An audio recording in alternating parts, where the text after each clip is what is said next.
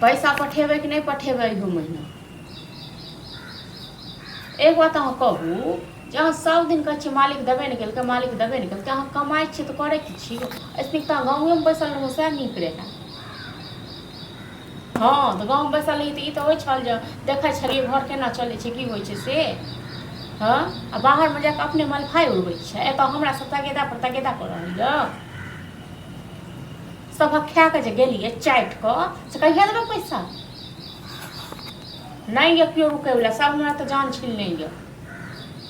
हाँ तो पैसा हमरा जल्दी से पठाओ, चलू। सब खा खा के चलि गेल हम मनसा। दुकान के पैसा कला नहीं दै छियै? अरे पैसा नहीं माय हमर भेजलक हा। आगू माँ के तो कहने रहियो ना को बुझा के। हां कहने रहिए रुक जाओ, हमरा जहन भेज देतन तो हम अपने से उनका करब। हमर मम्मी आवे छल त हमी कहले कि रुक जाओ, हम जाय छियै मांगे ले। आगू माँ के कहने रहिए बुझा के, तइयो बुढ़िया के देखिए तो कई महीना 3 महीना भ गेल। 3 महीना के कोन दुकानदार बर्दाश्त करते हैं? 3 महीना भ गेल बुझलौ, अहाँ के पैसा हम मानै छी। 3 महीना भ गेल नहीं देलू, लेकिन की करबे हमर घर पर एक कुपात्र छै ने बौआ, यो हम ककरा कहियो? तो हम घर के प्रॉब्लम नहीं ना समझब हैं। से मरसा सबक चाट के तक बाद गेल लै तक बाद त मलफाई उड़वे की उड़वे एना जे अहाँ खा खा के जे बैठे जेबै तब त हम दुकान चला लेबै। हां द देब अहाँ के। हमर माय नहीं मांगे ला आवे तब ना अहाँ सब एना लटकन छियै। आइ अहाँ के मां के त हमरा हर 2 दिन 4 दिन पर टोकैत रहै छी, बुझलौ? परसुओ 4 दिन कहै त छी बुझा के कहने तो टोके त कहां दे छी? कहां दे छी? खाली लटका आजकल का हमरा पास जे नहीं है, कतौ अहाँ चमड़ा छिलक तइयो हम द देब से को। हां त हमरा पैसा दियो, हमरा दुकान के सामान लावे के। त जइया है त तइये न देब। घट गेल जइया हमरा पास पैसा है त तइये न देब। ना यहाँ जइया होते त आइ के माने नहीं होते पैसा त नहीं देबे हमरा दुकान के पैसा।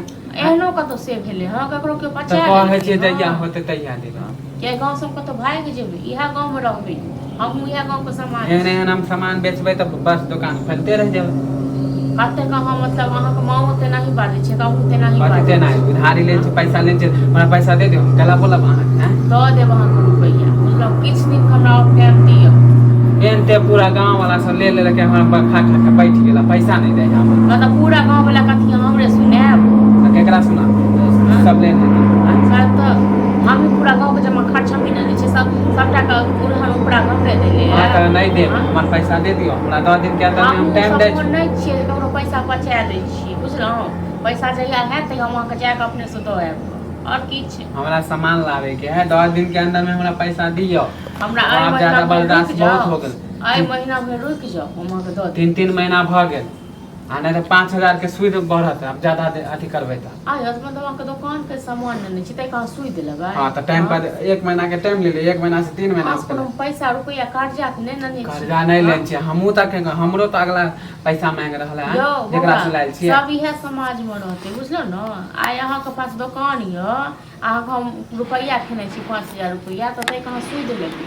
हमहु इहे समाज में रहते। हां त गांव में एहे सब चले है। दिन सब हक बदलै छी, एके रंग नहीं रहै छै। हमरा जब 1 रुपया नहीं रहे ना त दुकानदार सामान निकाल ले है। अहाँ कथि बुझै छी?